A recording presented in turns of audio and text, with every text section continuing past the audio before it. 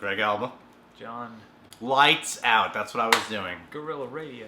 So, Lights Out is a film directed by a person who I don't know who did it, and starring people who I'm not that familiar with. David F. Sandberg, who is not the David Sandberg who did Kung Fury. Alright, so Lights Out. Here, I'm just going to read you the IMDb description real fast to make it easy for you to catch on. When her little brother, Martin, experiences the same events that once tested her sanity, Rebecca, played by Teresa Palmer, works to unlock the truth behind the terror which brings her face to face with an entity that is attached to her mother, Sophie.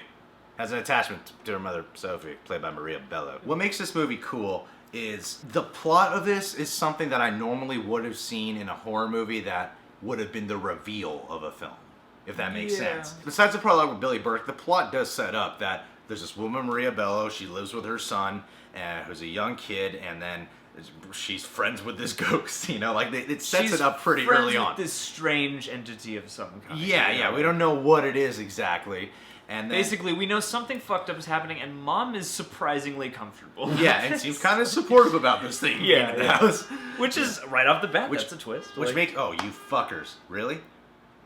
Maybe it's the sound version. No, if you it's honk, not, John. you can It's see an it. asshole. It's an asshole. Don't do it. It's an asshole out there. It's a smelly, stinky, shitty asshole. Teresa Palmer plays Maria Bello's daughter. She's moved out of the house, and it establishes early on that when she was young, she's seen the entity as well. So it's establishing really early on in this movie that this entity has been around for like many years now. Yeah, it's not a new thing to this timeline or this scenario. Which is really cool, because instead of like it being a reveal after this entity is haunting these people for a while, then you find out like, oh, it's really connected to the mom and it wants the Maya. Yeah, it's like, no, we're going to give you the information pretty much up front, and then we're going to let the movie just go. Well, it's cool because it sets itself up like a monster movie, but it doesn't play in that way where it's like, it's all about finally getting to the end, finding out what the creature is, and vanquishing it. It's like, partway through the movie, you know, Teresa Palmer walks in and she's like, yeah, I know what this thing is. This is a movie that really is a character drama too. It's like, to me, this is like a more fun house version of the Babadook. You have this, you know, creepy, monstery situation that's unfolding, but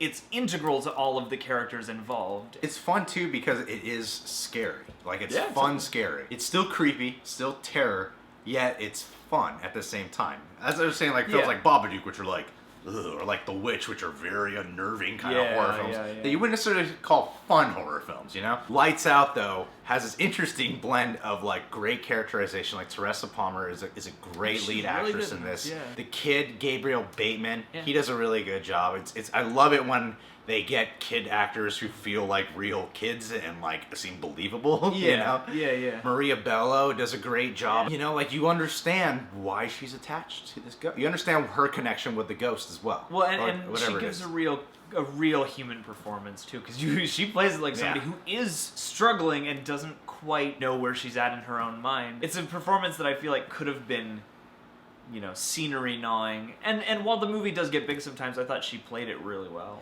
Yeah, because she still made sure to connect with the other characters. She still made sure to develop a relationship. I'm talking in terms of Maria Bello's performance. Yeah. Because like what you're saying, a lot of times an actress or an actor would get so caught up in their one-man show falling apart. Like, you're like, it's still good, but it's like you're really taking the focus. Yeah. And there's this character who plays Teresa Palmer's like love interest, I guess is what you would categorize him as. Yeah. Alexander DePergia as, what's his name? Brett, man. Brett stole the show. Brett is the best.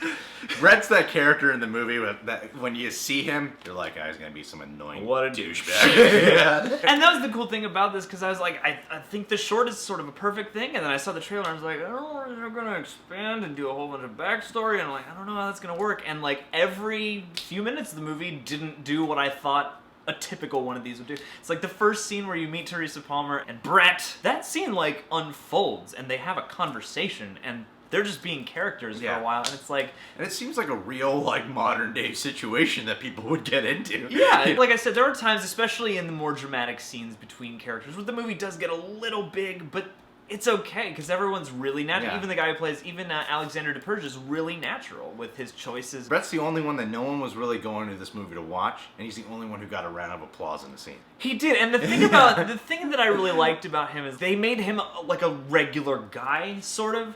to where, like, when shit gets crazy, like, he responded the way I think a regular guy would respond. Like, a regular person. Yeah. There are choices that get made in horror movies like this, and this movie does a really good job of backing them up with who these people are, you know? And I think this movie is a great horror film because it does a lot of things where they make things work that you see a lot of horror movies try that don't work. Examples are the explanations of the entity, who this is, why they only show up in the shadows and in the dark, and why they can't be seen. Like, there's great explanations. Well, yeah, because they're sneaky, because they're not going, this is why you should be afraid. It's more like, this is why this thing is important to someone important to you. And instead of like, you know, like a lot of times you're like, oh, this person's going to die. This person's going to get killed at this moment or whatever. Yeah. I feel like the director, most likely along with James Wan, creative producing this film, I imagine they knew when to just fuck with the audience, and when to lead them in a different direction. Because I know James Wan can do that. He will mislead you, knowing that a lot of people can predict horror films now.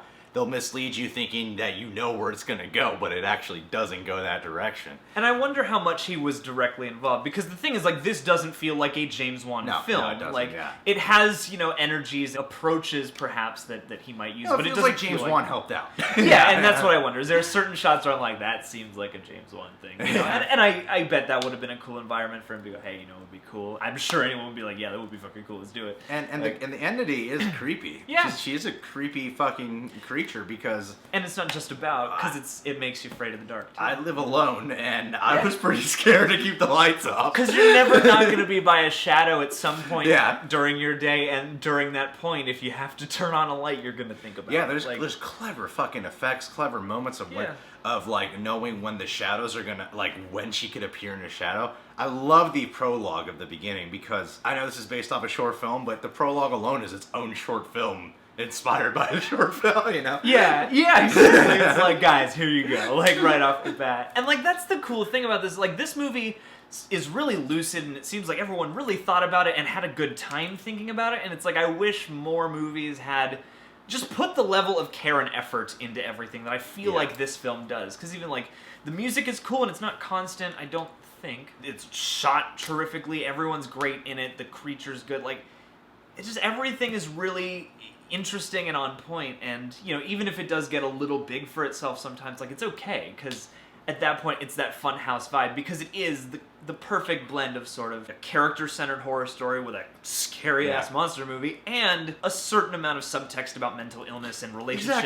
Exactly. I want to point that out because I think with, you know, psychology being something that's way more present in our culture today, way more accepted in our culture today of dealing with mental health issues, I feel like horror movies are getting even better at incorporating it into their films. Because all these characters are, like, most of them are family related, the relationships from the actors are very strongly felt, and they're all dealing with trauma. Like, some serious fucking trauma, and the way they handle it and respond is like, knowing the basics I know, I'm like, that sounds like a reasonable reaction to how things would go down. Yeah, and horror movies are the perfect ground for, you know, at least involving, you know, the fears of the modern people, or fears of any time, you know, it's a good place for exploring that stuff. So when a movie takes time to really do that, you're like, nice. You made an allegory that kind of works, because you see how it affects everybody differently, and you'll know when you see it. It's like, even when you think about Brett, like, there's a reason like, everyone's relationship to the situation is different, and that's a nice nuance. I think Brett was the nicest surprise. Yeah, like, I think about that film. Like, everyone's great in it, but Brett was the one I was like, I just love that guy. Sort of really in weird, very human ways defied my expectations at every point. Because, like, there is a moment where they very much are like, they make you wonder about Brett. I really enjoyed the way they wrote that character. It was nice, because it could have been a throwaway character, again. Like, I give it 4 out of 5 poop scares. Yeah, 4 out of 5 poop scares. I like that. That's where you poop because you're scared. I might even go 4.5. I'm feeling good.